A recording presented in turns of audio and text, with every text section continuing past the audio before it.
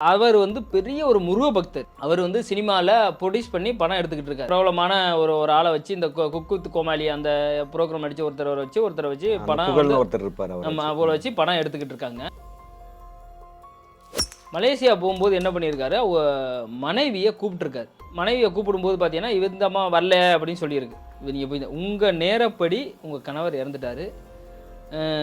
கடைசியாக இது இறக்குறதுக்கு ஒரு நிமிஷத்துக்கு முன்னாடி அவர் கண்ணுலேருந்து கண்ணீர் வந்துச்சாமா அப்படின்னு கேட்டேன்.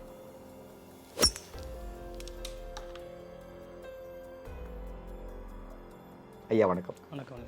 ஐயா, இந்த பிறப்பு ஜாதகத்தை பற்றி நிறைய பேசுனீங்கய்யா. இப்போ நான் உங்கள்கிட்ட ஜாதகம் பார்க்க வரேன்னா, இப்போ என்னோடய ஜாதகம் மட்டும் எடுத்துகிட்டு வரலாங்களா, இல்லை என் ஜாதகத்துக்கு பதிலாக என் மனைவி ஜாதகம், குழந்தைகள் ஜாதகம்லாம் எனக்கு பேசுமா, எப்படிங்க அதை பற்றி? கண்டிப்பாங்கய்யா. இப்போ அது எப்படின்னா, நம்ம பிறந்துட்டோம். ஃபஸ்ட்டு லக்கணப்படி நம்ம வந்து செயல்பட்டு வர்றோம். சரியா? ஒரு வாழ்க்கை வந்து பிரபஞ்சத்தில் நம்ம பிறக்கிறோம்.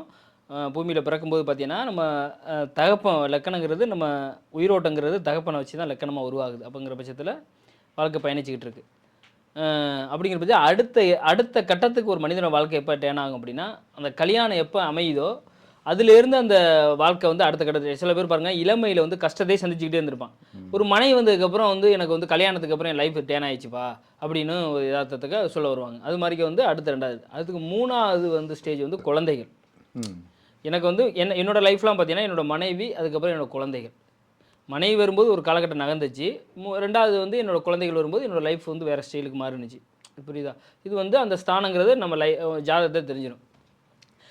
ஏன் 3 ஜாதகம் நம்ம குடும்பத்து ஜாதகம் தேவை அப்படின்னா, இப்போ பாருங்கள், ஒரே ராசி ஒரே நட்சத்திரத்தில் கல்யாணம் பண்ண மாட்டாங்க. என்ன காரணம் அப்படின்னா, தசாபத்தி ஒரே மாதிரியே வந்துக்கிட்டு இருக்கும். அப்போ கெட்டது வந்தாலும் நல்லது வந்தாலும் ஒரு 7 சனி வருது, இல்லை ராகு கேது ஒரு 8ஆம் இடத்துலையோ இல்லை 6ஆம் இடத்துல ஏதோ ஒரு லைன்லேருந்து நம்ம கிரகங்கள் தசை நடத்த போகுது அப்படின்னா, அந்த ஒரு காலகட்டத்தினால தான் மகிழ்ச்சி வந்தாலும் ஒரேடியாக வரும், துக்கம் வந்தாலும் ஒரேடியாக, நல்லது வந்தாலும் கெட்டது வந்தாலும் ஒரு சுய ஜாதகம் வேறு தான் இருக்கும். அது எப்படி இல்லை, அது என்ன காரணம் அப்படின்னா, ஆரம்பிக்கிற தசை வேறு மாதிரி இருக்கும்ல, தசை ஒரே மாதிரிக்க வரும். அதாவது சுய ஜாதகம் வேறையாக இருக்கும். அந்த கட்டங்கள் வேணால் குரு வந்து ஒரு சப்போஸ் ஒரு இடத்துல வந்து ஒரு 10ஆம் இடத்துல குரு இருக்காருன்னா, இன்னொரு ஜாதத்தில் 8ஆம் இடத்துல இருக்கலாம், அது வேறு. பட் ஆனால் நடந்த தசை வந்து அப்படி வந்துகிட்டு இருக்கும். அப்போ சரியாக இருக்காதுங்கிறதுக்காக சேர்க்க வர்றது இல்லைன்னு வைங்களேன். அப்போ என்ன ஆகுது அப்படின்னா, இப்போ வந்து நம்மளோட காலகட்டத்துக்கு நம்ம குடும்ப ஜாதகம் பார்த்தோம் அப்படின்னா, நமக்கே சரியில்லை அப்படின்னாலும் நம்மளோட மனைவி ஜாதகம் பேசும் நமக்கு. இப்போ ஒன்றும் இல்லை, எக்ஸாம்பிளுக்கு நீங்கள் ஜாதகம் எல்லார் ஜாதகம் எடுத்துகிட்டு வரணுங்கிறது நான் என்னோடய கான்செப்ட்டு. அதுதான் நல்லது. அதை இப்போ நல்லா ஃபஸ்ட்டு நம்மளோட ஜாதகம் பேசும், அப்போ நம்ம மனைவி ஜாதகம், அப்புறம் குழந்தை ஜாதகம். எனக்கு ஒரு ஜாதகம் பார்த்தங்கய்யா, ஒரு பெரிய ஒரு சென்னையில் கேகே நகரில், நான் வரைக்கும் உங்கள்கிட்ட பரிமாறி வைப்பேன்.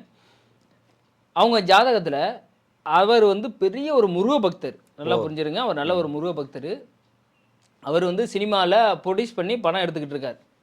ஒரு பிரபலமான ஒரு ஆளை வச்சு இந்த குக் வித் கோமாளி அந்த ப்ரோக்ராம் நடிச்ச ஒருத்தரை வச்சு படம் ஒருத்தர் இருப்பார். நம்ம அவரை வச்சு படம் எடுத்துக்கிட்டு இருக்காங்க. எடுத்துக்கிட்டு படம் எடுத்து ஒரு ஆஃப் போயிடுச்சு.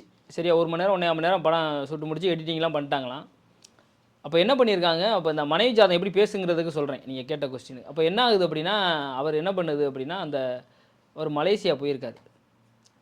மலேசியா போகும்போது என்ன பண்ணியிருக்காரு, மனைவியை கூப்பிட்டுருக்காரு. மனைவியை கூப்பிடும்போது பார்த்தீங்கன்னா, இந்த அம்மா வரல அப்படின்னு சொல்லியிருக்கு. நான் வரலங்க, ஒரு வாரம் தான் இதில் வெக்கேஷன் மாதிரி போயிருக்காரு. ஒரு வாரத்துக்காக எதுங்க வந்தேன் போனேன். ஆனால் அவர் பிறந்தது மலேசியா, அவர் பிறப்பு மலேசியா. முடிஞ்சிருக்கு. அவர் வந்து அம்மா வந்து வரலைன்னு சொல்லியிருக்கு. மச்சினை வந்து நம்மளோட ஜாதகம் பார்க்குறாரு. இது மாதிரி வந்து இது பண்ணிவிட்டு அவருக்கு பார்த்துட்டு அவர் பலன்லாம் சொன்னதுக்கப்புறம் அடுத்து ஐயா இது மாதிரிக்கே இதுயா சம்பவத்தை ஒரு சில சொல்லிவிட்டு இது மாதிரியே எனக்கு பார்க்கணுமேன்னு சொல்லிட்டு எங்கள் அக்காட்ட ஜாதகத்தை பார்க்கணுமையா அப்படின்னு சொல்கிறாரு.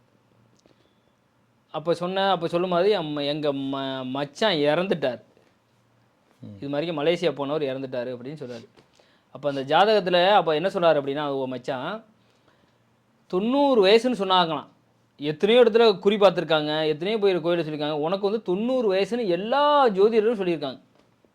அந்த யாருக்கு, அந்த இறந்தவருக்கு, டைரக்டர் வித் ப்ரொடியூசர்.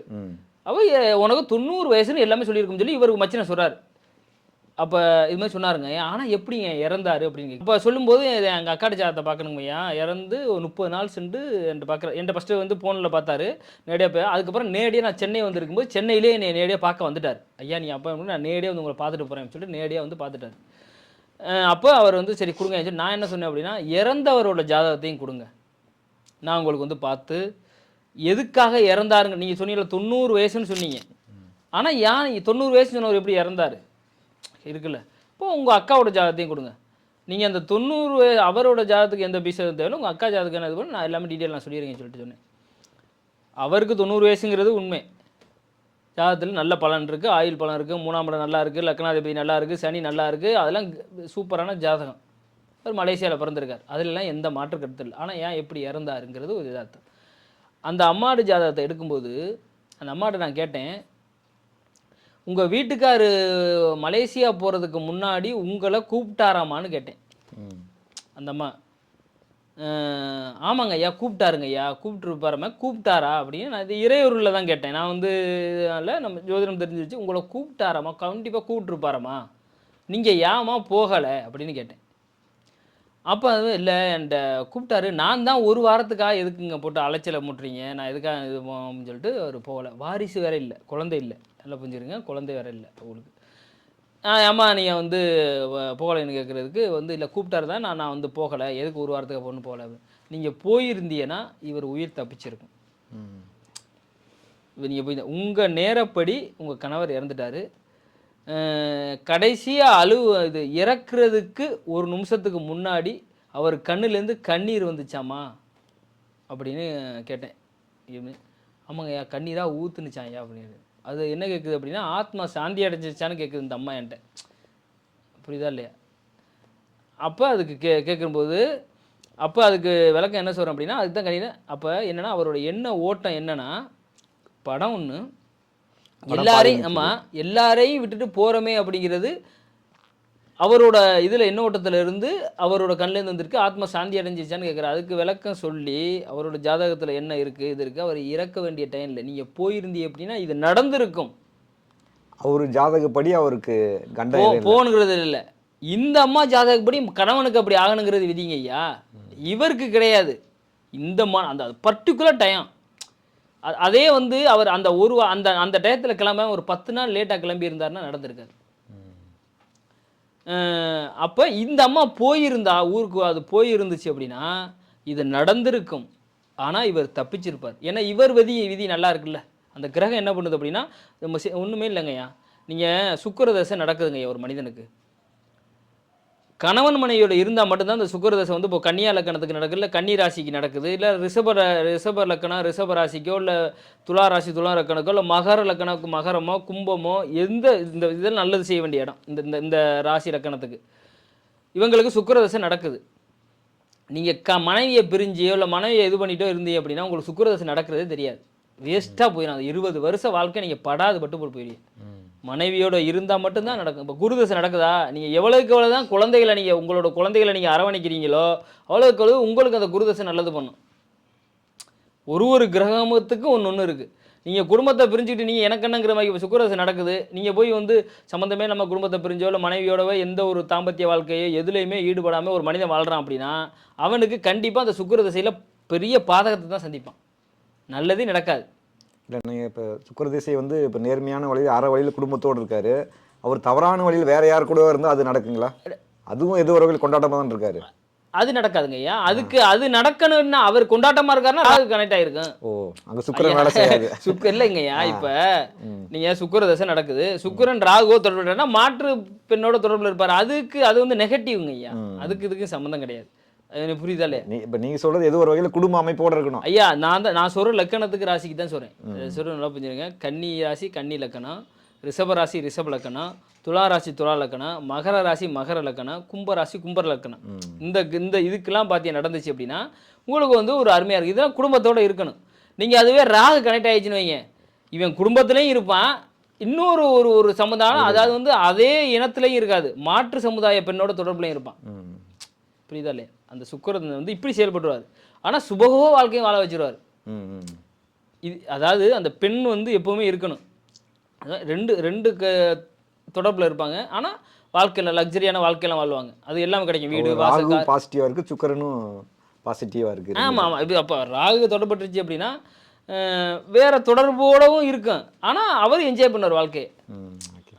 நீங்கள் வந்து பிரிஞ்சுட்டு நீங்கள் சன்னியாசி இங்கே வெளிநாட்டில் போய் கிடக்கிறத பண்ணுறத வந்து என்ன ஆகணும் அப்படின்னா அவர்னால எதையும் அனுபவிச்சிக்க முடியாது. மிஞ்சி மிஞ்சி போனால் ஒரு வீடு வேணால் கட்டுவாங்க, ஒரு லக்ஸரியாக வாழ்ந்தேன்னா என்னடா சுக்ரஜ் நடந்த ஒன்றுமே எனக்கு தெரியலையே அப்படின்னு சொல்லிட்டு போயிடுவாங்க. அது கிடையாது. அது மாதிரி இப்போ குரு தசை நடக்குது அப்படின்னா இப்போ வந்து என்ன ஆகும் அப்படின்னா நம்ம குழந்தைகளோட எவ்வளவுக்கு எவ்வளவு நீங்கள் இணக்கமாக இருக்கீங்களோ, நம்மளோட ஆண் பிள்ளைங்க மெயினாக அது சுக்கரனோட தொடர்பட்ட பெண்கள் எவ்வளோக்கு இணக்கமாக இருக்கமோ அவ்வளோக்கு எவ்வளவு நல்லது.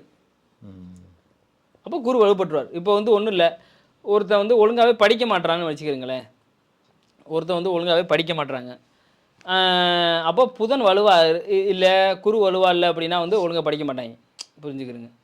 அது மெயினாக புதன் சரியில்லை அப்படின்னா படிப்புங்கிறது இதுக்கு புதன் வந்து நல்லா இருக்கணும் எப்போவுமே ஒரு மனிதனுக்கு. அவன் தான் அறிவு சார்ந்த கிரகம் புதன் தான். அப்போ நீங்கள் என்ன பண்ணணும் பரிகாரம் அப்படின்னா, ஒரு இளமையில் படிப்பு வரலைன்னு வைங்களேன், இளமையில் படிப்பு எப்படின்னா ஒரு ஒரு 9வதுக்குள்ளே ஒழுங்காக படிக்கல அப்படின்னா அந்த வயசுக்குள்ளே இருக்காங்க பார்த்தீங்களா குழந்தைங்க படிக்கிறாங்களே, ஏழ்மையில் இருக்காங்களே குழந்தைங்க, அவங்களுக்குலாம் ஒரு நோட்டு பேனா பென்சிலு மற்றபடி படிக்கிறதுக்கு ஏதாவது உதவி கல்வி உதவி ஏதோ ஒன்று உதவி செஞ்சீங்க அப்படின்னா இந்த புதனை வந்து இங்கே வலுப்படுத்துறது மாதிரிக்கே ஒன்றும் இல்லை. இப்போ ஒரு பைக்கில் நீங்கள் போயிட்டுருக்கீங்க, இப்போ எனக்கெல்லாம் வந்து நான் என்னோடலாம் வந்து புத ஆதித்ய யோகமே இருக்குது. இப்போ நான்லாம் வந்து இல்லைன்னா எனக்கு இதுக்குள்ளே வந்து நான் தொடர்பு கொள்ள முடியாது.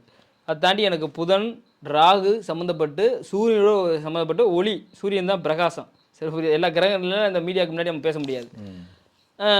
எனக்கு இந்த சின்ன பிள்ளைங்களை பார்த்தா எனக்கு ரொம்ப பிடிக்கும். எப்படி யார் வயசுன்னா ஒரு 10வது வயசுக்குள்ளே 10வது படிக்கிறதுக்குள்ளே பிடிக்கணும்.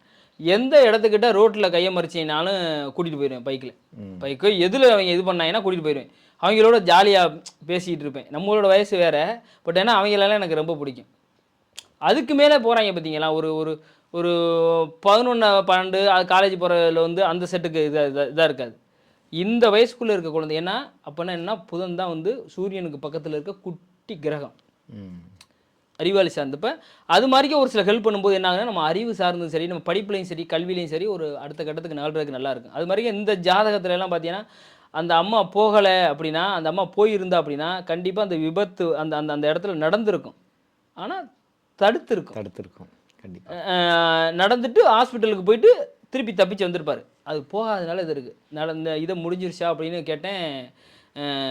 கண்டிப்பாக வந்து இந்த கனவோட போயிருக்காருமா அப்படின்னு சொல்லிட்டு ஒரு சில விஷயத்தை சொல்லியிருக்கேன் அவங்களுக்கு. நீங்கள் பர்சனலாக ஒரு சில விஷயத்தை சொல்லியிருக்கேன். அதுக்கு தகுந்த மாதிரி இப்போ வந்து அடுத்தடுத்து நம்மளோட தொடர்புல இருக்காங்க. ஒன்றுக்கு நம்மள்ட்ட கேட்டுக்கிறாங்க. அன்றைக்கி இந்த படத்தை சேஞ்ச் பண்ணுறதுக்கு ஒரு சில விஷயம் கேட்டாங்க, சொன்னேன். இது மாதிரி ஒரு சில விஷயம் கிரகங்களை தொடர்படுத்தி பேசினேன்னு வைங்களேன். அப்போ நம்மளோட ட்ராவல் பண்ணும்போது நம்ம எடுத்து சொல்கிற விஷயத்தை அவங்க கேட்டுக்கிறம்போது அடுத்தடுத்து வாழ்க்கை நல்லா இருக்கும். அப்போ என்னென்னா அதுக்கு தான் குடும்பத்தோட பார்த்துக்க நல்லது. தன்னோட ஜாதகம் சரியாகவே இருந்தாலும் நம்ம மனைவி ஜாதகம் சரியில்லை அப்படின்னா அது சரியாக இருக்காது. அவங்க ஜாதகத்தோட குடும்பத்தை எல்லாரும் ஜாதகம் எடுத்து பார்க்கறது கம்ப்ளீட்டாக நம்ம தெரிஞ்சுக்கலாம். நம்ம கம்ப்ளீட்டாக தெரிஞ்சுக்கலாம். ஏன்னா வந்து எல்லாம் ஒரு குடும்பம் தானேங்க ஐயா. கண்டிப்பாங்கய்யா.